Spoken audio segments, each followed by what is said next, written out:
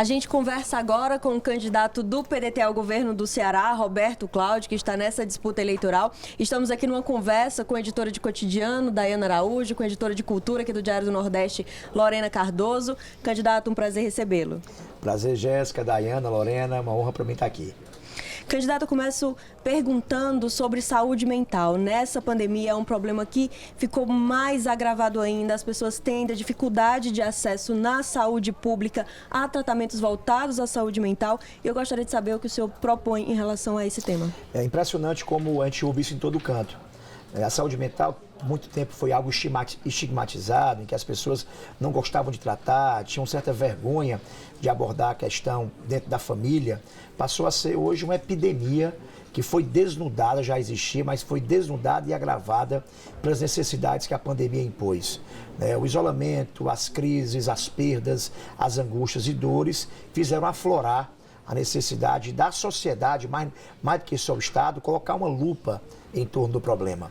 E a gente, enquanto candidato, propõe criar 14 grandes centros. A gente vai utilizar sempre a estrutura administrativa do Estado, são 14 estruturas administrativas, para montar centros regionais de atenção a alguma coisa. No caso da saúde mental, em Fortaleza até existe o Hospital de Saúde Mental, existe uma rede municipal de CAPS, mas isso não é verdade para municípios de pequeno e médio porte.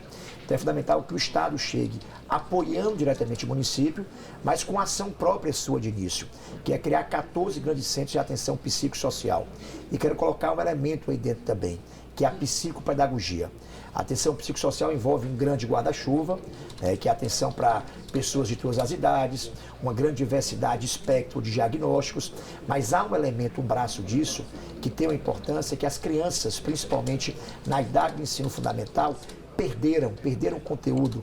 E isso passa não só por dar conteúdo, passa por um elemento importante de técnica de aprendizagem, de psicopedagogia.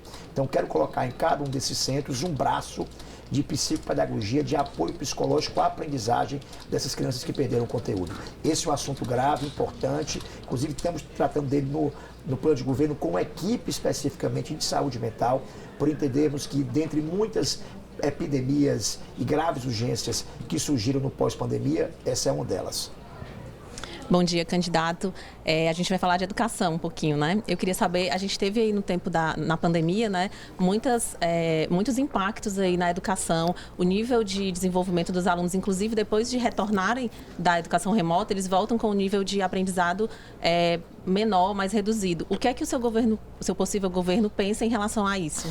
Daiana, rapidamente, eu sei que tem que ser rápido aqui pelo tempo, mas filho de famílias ricas, que tem computador em casa, que tem pai e professor em casa para dar apoio, perderam o conteúdo. Experimentaram isso. Quando voltaram para a escola, voltaram sem ter as habilidades que já tinham aprendidas fixadas. Então, isso é realidade para quem teve aula online. Você imagina isso para o universo de crianças da zona rural, da periferia de grandes cidades, que não tinham computador, que tinham um certo faz de conta de aula, porque não tinham condição de efetivamente ter conteúdo. Isso passa por esse elemento que eu falei, de psicopedagogia, mais um de avaliação individual dessas crianças, para saber qual é o tamanho, qual é o conteúdo dessa perda, para essa reposição acontecer em tempo hábil. Porque senão todo o restante do ciclo de aprendizado fica comprometido. Aquela coisa do pai que lá atrás, a alfabetização na idade certa, qual foi a lógica? Se aos 7, 8 anos o menino aprender leitura e escrita, ele vai aprender precariamente matemática, ciência, história, geografia. Então isso é urgente, é uma coisa para o primeiro ano de governo, isso também está no nosso plano de governo que vai ser apresentado. Mas mais do que isso, muito rapidamente em educação, eu quero apoiar os municípios a abrir vaga de creche. Creche não é mais um espaço social para dar direito de trabalho à mulher e deixar um filho num lugar seguro. É um espaço de aprendizagem riquíssimo, nobilíssimo de desenvolvimento da criança, língua, socialização, aprender a aprender, essas dimensões todas têm que estar no currículo estruturado de uma creche. E eu quero apoiar os municípios a fazerem isso. Quero também implantar o tempo integral no ensino fundamental, como eu fiz em Fortaleza. O Estado faz o ensino médio, mas é o município que faz o ensino fundamental. E é nessa idade de 9 a 14 anos, onde há o maior risco de evasão escolar da criança, onde há o maior risco dessa criança ser recrutada, cooptada, seduzida seduzida pelo mundo do crime, e o tempo integral nessa idade cumpre um duplo papel, um papel educacional e um papel social. Também quero apoiar os municípios a fazer tempo integral. E, por fim, quero fortalecer a aprendizagem da matemática, que ainda precisa avançar, e da lógica e das linguagens digitais. Ninguém vai se situar no mercado de trabalho em 15, 20 anos se não dominar essa nova linguagem. Do mesmo jeito que o inglês é importante, é fundamental a linguagem da programação, do marketing digital, do desenvolvimento de aplicativos. Esse mundo é um mundo nosso, já real, e que vai ser uma imposição para o jovem ter empregabilidade no futuro. Então essas são algumas das ideias que vão estar no nosso plano de governo da educação. Obrigado pela oportunidade da excelente pergunta. Candidato, durante o seu mandato à frente da Prefeitura de Fortaleza, a gente viu alguns impasses, a gente acompanhou alguns impasses na área da cultura, como a ocupação da Secretaria de Cultura, um Salão de Abril, né, movimentado pelos artistas, que ficou conhecido como Salão de Abril sequestrado, ao mesmo tempo que a gente viu também grandes eventos, o fortalecimento de grandes eventos como o Réveillon, o Carnaval. O que o eleitor pode esperar da sua gestão na área cultural à frente do Estado? Lorena, eu aprendi a ser gestor com os meus erros e com as cobranças que recebi. Né? E pude avançar tanto na cultura, isso se deu pela boa militância antagônica e justa a algumas ações ou falta de ações no começo do meu governo. Passei a perceber a gravidade do assunto da economia da cultura.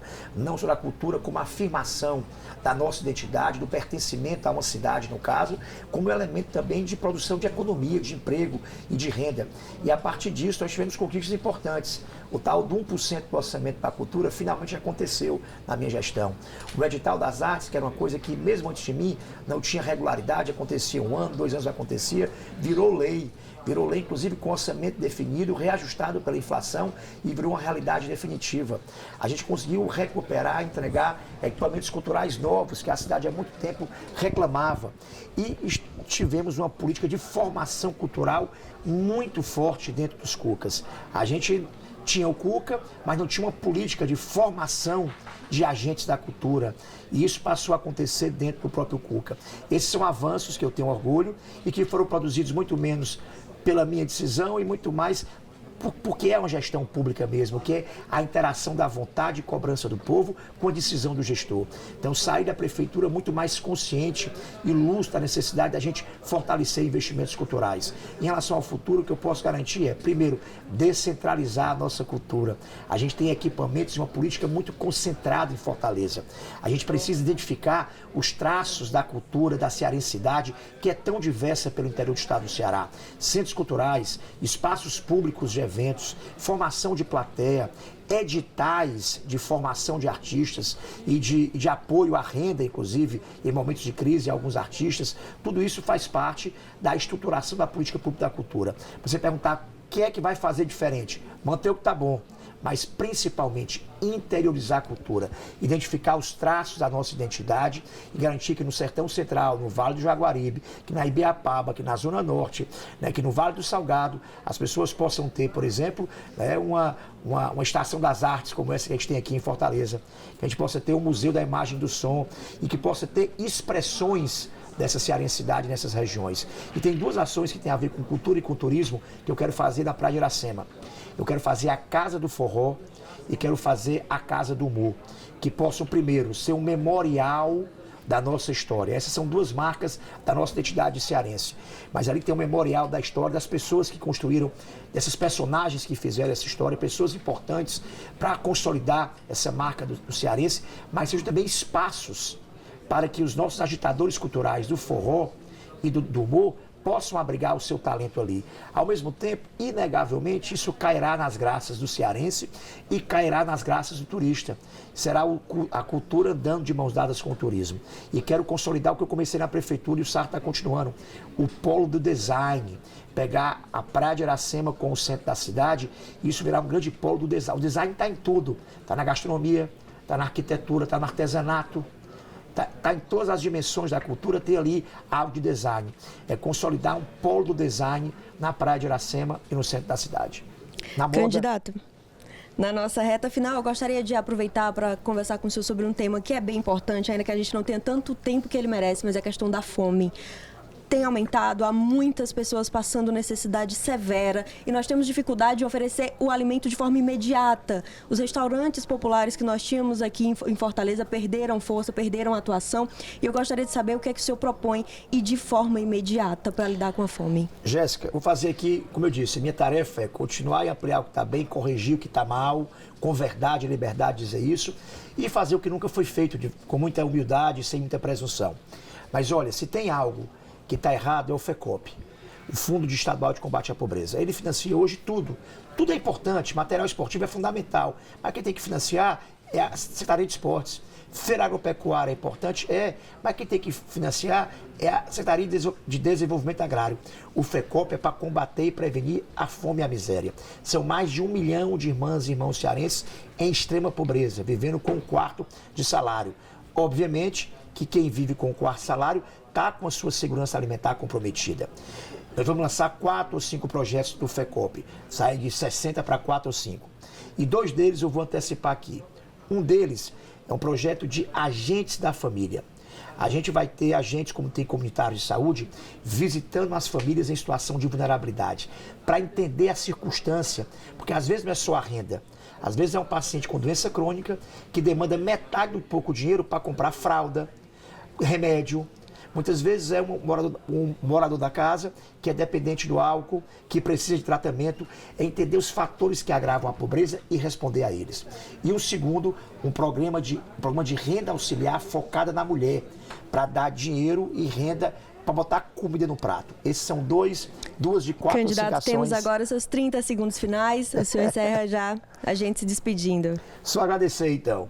Jéssica, Daiane, Lorena, muito obrigado pela presença. Dizer que eu estou nessa luta para poder fazer pelo Ceará o que eu pude fazer por Fortaleza, entregar a minha juventude, minha experiência e minha paixão para poder fazer história no Ceará. História para mudar a vida das pessoas. Esse é meu pedido de paciência à população, de curiosidade às minhas propostas também. Obrigado, candidato. Mais informações você acompanha lá no Diário do Nordeste.